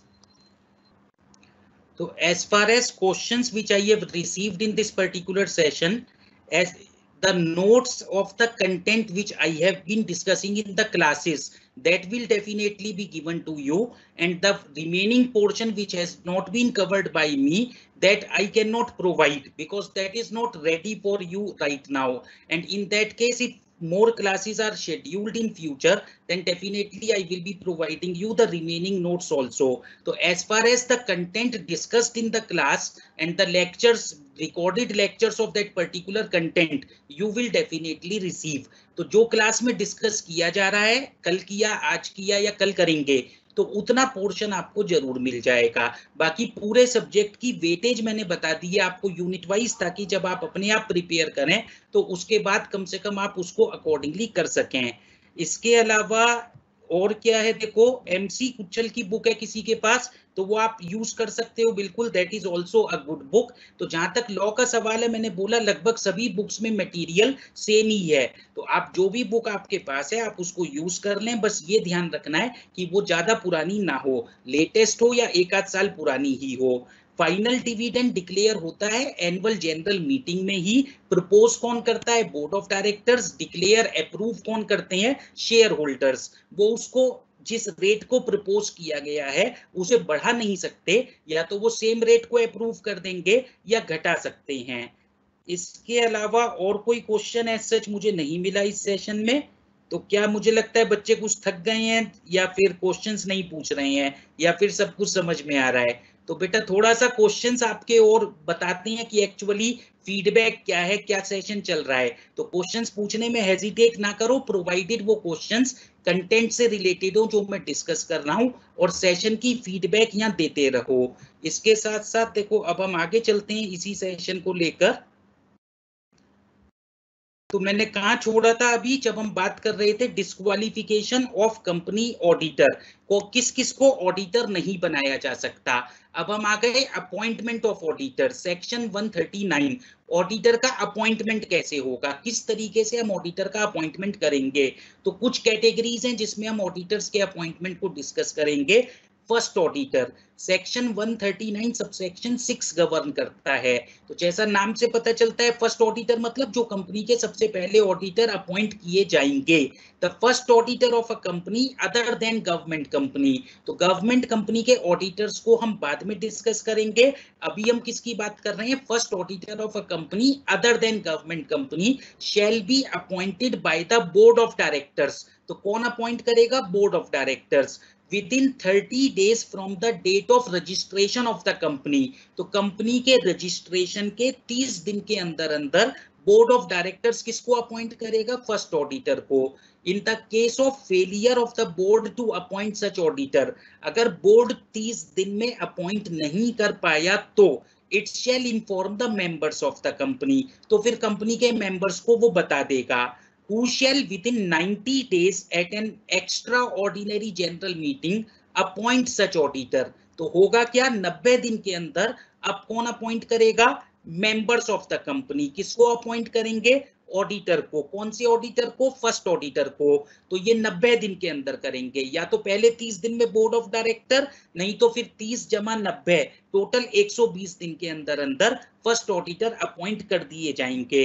Such auditor shall hold office till the conclusion of first annual general meeting, तो ये auditor अपना office कब तक hold करेंगे? First annual general meeting तक, first AGM तक। तो अब क्या समझ आया? फर्स्ट ऑडिटर का अपॉइंटमेंट कौन करेगा? First of all in a company other than government company, government company को छोड़कर बाकी सब कंपनीज में फर्स्ट ऑडिटर का अपॉइंटमेंट कौन करेगा? बोर्ड ऑफ डायरेक्टर्स 30 दिन के अंदर अंदर।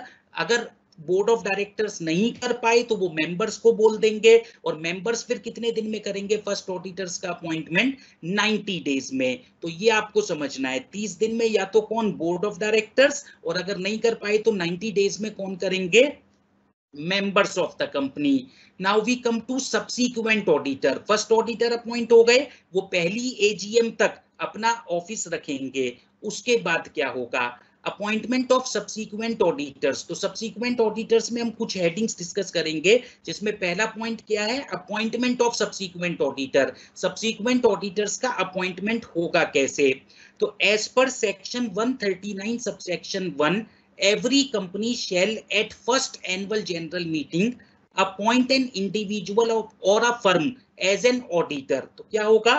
हर सेक्शन 139 सबसेक्शन 1 के हिसाब से फर्स्ट एजीएम में, पहली एजीएम में, क्योंकि पहली एजीएम तक कौन चलेगा? जो फर्स्ट ऑडिटर थे। अब फर्स्ट एजीएम में क्या करना पड़ेगा? अपॉइंट एन इंडिविजुअल और अ फर्म। तो बताया था ना, ऑडिटर कौन बन सकता है? इंडिविजुअल या फिर फर्म। फर्म कौन सी होनी चाहिए? जिसमें majority of the partner chartered accountant हो। इंडिविजुअल कौन होगा? जो चार्टर्ड अकाउंटेंट है, तो उसको ऑडिटर बनाएंगे। और वो कब तक अपना ऑफिस रखेगा? who shall hold office from the conclusion of that meeting till the conclusion of 6th annual general meeting। तो क्या मतलब हुआ? आप 5-5 साल के लिए ऑडिटर अपॉइंट कर सकते हैं। तो फर्स्ट एजीएम में आपने जिसको ऑडिटर बनाया वो 6th एजीएम तक ऑडिटर रहेगा। 6th एजीएम में जिसको ऑडिटर बनाया वो फिर 11th एजीएम तक ऑडिटर रहेगा। तो हर छठी एजीएम तक वो ऑडिटर अपने ऑफिस में रहेगा। thereafter till the conclusion of every 6th meeting। तो ऑडिटर की टर्म क्या निकल कर आई? 5 साल के लिए आप एक ऑडिटर अपॉइंट कर सकते हैं। such appointment shall be subject to ratification by the members at every annual general meeting till the 6th such meeting by way of passing of an ordinary resolution। तो इसका मतलब ये नहीं है कि आपने 5 साल के लिए ऑडिटर बना दिया तो उसे 5 साल तक रखना ही रखना पड़ेगा। तो उसका हर बार एक जनरल मीटिंग में रीअपॉइंटमेंट को लेके एक मतलब ऑर्डिनरी रिजोल्यूशन पास किया जाएगा, रेटिफाई किया जाएगा। रेटिफाई मतलब अप्रूव किया जाएगा। जो कौन करेगा? Members of the company. तो उस हर 5 साल में, पहले साल अपॉइंट किया, अगले 4 साल में ऑर्डिनरी रिजोल्यूशन इसके लिए पास किया जाएगा। और अगर वो पास नहीं हो पाया, फेल हो गया, तो इसका मतलब उस ऑडिटर को उसकी टर्म से पहले ही निकाल भी दिया जाएगा। If the appointment is not ratified by the members of the company, अगर वो अपॉइंटमेंट रेटिफाई नहीं हो पाई, मतलब मेंबर्स तैयार नहीं है कि भैया ये ऑडिटर ठीक नहीं है, the board of directors shall appoint another individual or firm as its auditor। तो फिर क्या करना पड़ेगा? किसी और को ऑडिटर अपॉइंट करना पड़ेगा। After following the procedure laid down under the act. तो इस एक्ट की प्रोसीजर के हिसाब से अगर रेटिफिकेशन नहीं हो पाया किसका? जो ऑडिटर अपॉइंट किया था 5 साल के लिए, किसी भी साल अगर वो रेटिफिकेशन नहीं हुआ, अप्रूवल नहीं हुआ, तो उसको बीच में ही आप निकाल देंगे और उसके बदले किसी दूसरे को ऑडिटर बना देंगे। If the appointment is not ratified by the company, the board of director shall appoint individual or firm as its auditor or the auditor after following the procedure laid down under this act। तो act के हिसाब से the manner and procedure of selection of auditors by the members of the company at such meeting shall be as per prescribed rules. तो rules के हिसाब से आप क्या करेंगे, उसका सिलेक्शन करेंगे और हम उन्हीं रूल्स की बात यहाँ पर करेंगे अभी आगे भी। और इसके अलावा क्या ध्यान रखना है, जिसको आप ऑडिटर बना रहे हैं, the written consent of the auditor to such appointment and a certificate from him. तो एक तो वो रिटन कंसेंट देगा, हाँ जी मैं ऑडिटर बनने को तैयार हूं, और एक सर्टिफिकेट देगा that the appointment if made shall be in accordance with the conditions as may be prescribed, कि मैं सारी conditions पूरी करता हूं, shall be obtained from the auditor before such appointment is made। तो auditor से आप ये certificate लेंगे कि वो सारी conditions पूरी करता है या करेगा जब भी जरूरत पड़ेगी, और इसके साथ साथ उससे consent लेंगे कि वो auditor बनने को तैयार है। The certificate shall also indicate whether the auditor satisfies the eligibility qualifications as laid down। तो हमने eligibility condition पढ़ी थी ना कि वो चार्टर्ड अकाउंटेंट हो या फर्म है तो उसके majority of the partner chartered accountant हो, तो उससे ये सर्टिफिकेट लेना है कि भाई ये सारी कंडीशंस वो पूरी करता है। The company shall inform the auditor concerned of his or its appointment। its किसके लिए यूज हुआ है यहाँ पर, फर्म के लिए, और हिज किसके लिए यूज हुआ है, इंडिविजुअल के लिए। तो हिज और it's appointment and also file a notice of such appointment with the registrar within 15 days of the meeting in which the auditor is appointed। तो अब कंपनी ऑडिटर को बताएगी और रजिस्ट्रार को 15 दिन के अंदर अंदर ये जमा कर देगी कि भाई इसको हमने अपना ऑडिटर अपॉइंट कर दिया। तो अभी तक देखो क्या समझ आया, सब्सीक्वेंट ऑडिटर कौन अपॉइंट करेगा, मेंबर्स। कब अपॉइंट करेंगे, एनुअल जनरल मीटिंग में, कि सबसे पहले फर्स्ट एनुअल जनरल मीटिंग में, फिर हर छठी एनुअल जनरल मीटिंग में। तो जो सब्सीक्वेंट ऑडिटर अपॉइंट होगा वो 5-5 साल के लिए अपॉइंट होगा, और जो 5 साल के बीच में भी हर साल जब भी एनुअल जनरल मीटिंग होगी कि ये हम इस ऑडिटर को कंटिन्यू करना चाहते हैं, उसके लिए एक ऑर्डिनरी रिजोल्यूशन पास किया जाएगा, मतलब रेटिफाई किया जाएगा। अगर वो ऑर्डिनरी रिजोल्यूशन पास नहीं हो पाया, मतलब मेंबर्स उसे कंटिन्यू नहीं करना चाहते, तो उसके बदले दूसरा ऑडिटर अपॉइंट किया जाएगा। इसके अलावा जिसको हम ऑडिटर बनाना चाहते हैं उसकी रिटन कंसेंट चाहिए, उससे एक सर्टिफिकेट चाहिए कि वो क्वालिफिकेशन पूरी कर रहा है ऑडिटर बनने के लिए, और वो सारी conditions as and when specified पूरी करेगा। इसके अलावा ऑडिटर अपॉइंट करने के बाद कंपनी को क्या करना है, इस अपॉइंटमेंट को इन्फॉर्म करना है, ऑडिटर को भी और रजिस्ट्रार को भी। कितने दिन के अंदर अंदर, देखो with in 15 days of the meeting, 15 दिन के अंदर जब आपने ऑडिटर अपॉइंट किया तो आप रजिस्ट्रार को भी इन्फॉर्म करेंगे कि okay mister X has been appointed as an auditor of the company. तो हम बात क्या कर रहे हैं, अपॉइंटमेंट ऑफ ऑडिटर, उसमें हम फर्स्ट ऑडिटर की बात कर चुके हैं। Then we are talking about subsequent auditor, how the subsequent auditor is appointed, that we have discussed. Now we are talking about reappointment of subsequent auditor. तो appointment हो गया, अब रीअपॉइंटमेंट से रिलेटेड क्या है, देखो subject to the provisions of the act, a retiring auditor may be reappointed at an annual general meeting। तो जो रिटायर हो रहा है वो रीअपॉइंट हो जाएगा कब, अगर he is not disqualified for reappointment। तो अगर जो डिस्क्वालिफिकेशन ऊपर अभी पड़ी थी ना कि कौन उसका अपना इंटरेस्ट है, उसके रिलेटिव का इंटरेस्ट है एटसेट्रा, तो वो जो डिस्क्वालिफिकेशंस थी अगर कोई ऐसी बीच में हो गई तो अब वो रीअपॉइंट नहीं होगा। he has not given the company a notice in writing of his unwillingness to be reappointed। he has not given the company a notice in writing of his unwillingness to be reappointed। तो अगर वो कहता है कि भाई मैं नहीं बनना चाहता तो कोई बात नहीं, नहीं बनाएंगे। अगर उसने अनविलिंगनेस शो नहीं की है तो क्या करेंगे, उसे रीअपॉइंटमेंट कर देंगे। A special resolution has not been passed at that meeting appointing some other auditor or providing expressly that he shall not be reappointed। तो क्या मतलब हुआ, a retiring auditor जिसकी टर्म खत्म हो गई है उसको ऑटोमेटिकली रीअपॉइंट कर देना है, लेकिन कब रीअपॉइंट कर देना है, अगर उसने अपनी अनविलिंगनेस दिखाई है। कब रीअपॉइंट नहीं करना है, अगर वो डिस्क्वालिफाइड हो गया या उसने अनविलिंगनेस दिखा दी या फिर एक स्पेशल रिजोल्यूशन पास कर दिया किसी दूसरे को अपॉइंट करने के लिए, तो उन केसेस को छोड़कर हम हमेशा जो ऑडिटर रिटायर हो रहा है वो बाय डिफॉल्ट अपने आप रीअपॉइंट कर दिया जाएगा।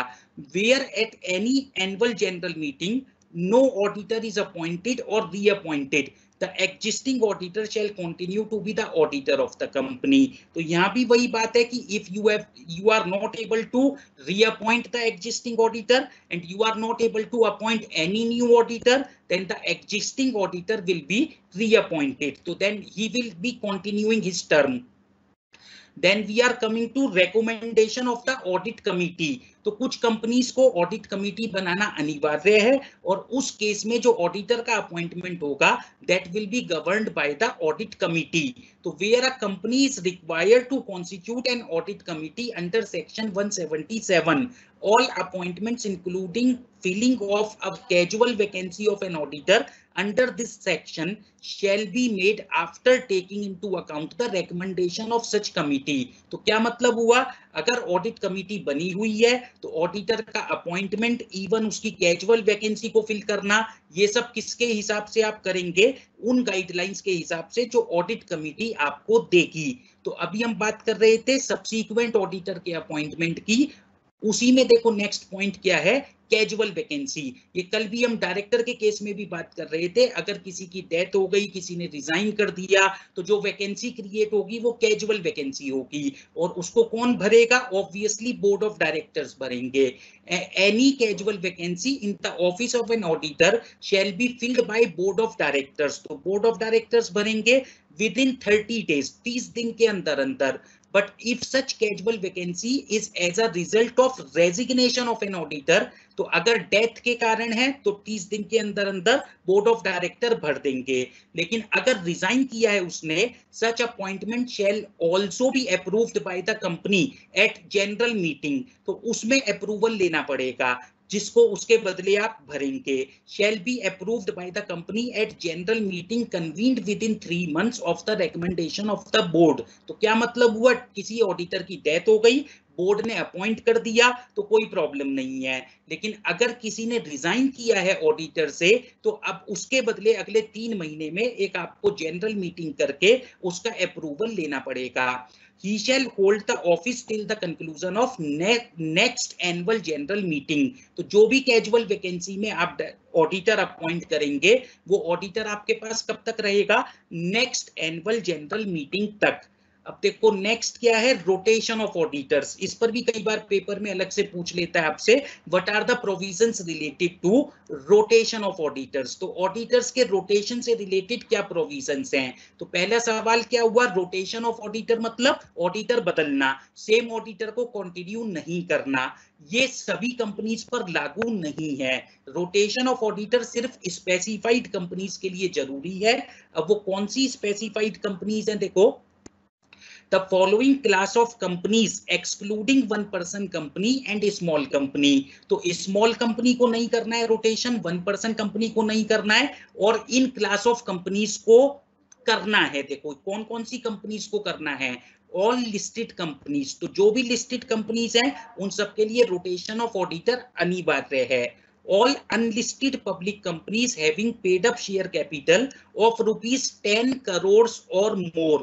तो अगर अनलिस्टेड पब्लिक कंपनी है तो उसकी paid up share capital 10 crore या उससे ज्यादा है तो उसको क्या करना है, रोटेशन ऑफ ऑडिटर जरूर करना है। All private limited companies having paid up share capital of ₹20 crore or more। तो अगर प्राइवेट लिमिटेड कंपनी है और उसकी paid up share capital 20 crore से ज्यादा है तो उसको रोटेशन करना है। अनलिस्टेड पब्लिक कंपनीज के केस में 10 करोड़ से ज्यादा पेड अप शेयर कैपिटल है तो उसको रोटेशन करना है। अब ये रोटेशन से क्या मतलब है, देखो तो इससे पहले ये समझो, all companies having public borrowing, एक और टाइप कंपनी की बता रहा है, all companies having public borrowing from financial institutions, banks और पब्लिक डिपॉजिट्स ऑफ ₹50 करोड़ और मोर। तो अब 4 तरह की कंपनी की बात हो रही है, इनके लिए रोटेशन जरूरी है। कौन सी 4 तरह की कंपनी, लिस्टेड कंपनी हो, अनलिस्टेड पब्लिक कंपनी जिनकी paid up share capital 10 crore से ज्यादा है, प्राइवेट लिमिटेड कंपनी जिनकी paid up share capital 20 crore या उससे ज्यादा है, और पब्लिक कोई भी company, all companies having public borrowing from financial institutions, banks और पब्लिक डिपॉजिट्स ऑफ ₹50 करोड़ और मोर। तो इन केसेस में क्या है, देखो shall appoint or reappoint an individual as auditor for more than one term of 5 consecutive years। तो एक टर्म है 5 साल की इंडिविजुअल की, तो 5 साल से ज्यादा वो अपॉइंट कर सकता है। लेकिन अभी मैं बताता हूं, देखो क्या करना पड़ेगा। an audit firm as auditor for more than 2 terms of 5 consecutive year। तो आपने अगर आप इन क्लासिफाइड कंपनीज के अंदर हैं और अगर एक इंडिविजुअल को ऑडिटर बना रखा था, तो उसको आप 5 साल की टर्म देंगे और 5 साल के बाद क्या करना होगा वो अभी आप समझ